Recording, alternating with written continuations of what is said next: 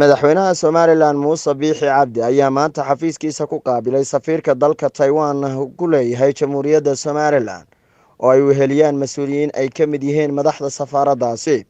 kulanka madaxweynaha uu la qaatay safiirka Taiwan u fadhiya caasimadda Somaliland ee Hargeysa ayaa diiradda lagu saaray arrimo kala duwan oo la xidhiidha sidii loo dardargelin lahaa xidhiidhka hufan ee labada dal u dhexeeya, isla markaana kor loogu qaadi lahaa loona xoojin lahaa deeqaha waxbarasho ee Taiwan ay siisay ardayda reer Somaliland iyo mashaariicda horumarineed ee labada dal hore ugu wada hadleen sidii loo dardargelin lahaa.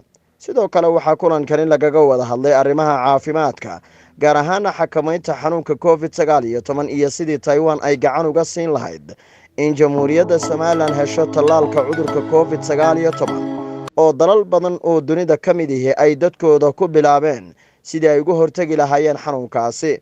kulankaasi oo ku soo dhammaaday is-afgarad buuxa, waxaana madaxweynaha Somaliland iyo safiirka Taiwan ay isla meel dhigeen si xoojinta wada shaqaynta iyo saaxiibtinimada labada dhinac u dhaxaysa.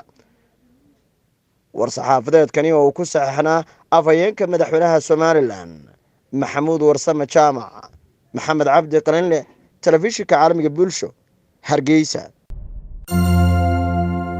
hadal oo ku hadal bishii oo dhan $7 oo keliya. haddaba si aad ugu shubato adeega kaafiye fadlan garaac xidig 8 eber 8 afargees ama xidig 2 eber 2 tayo waa Telesom.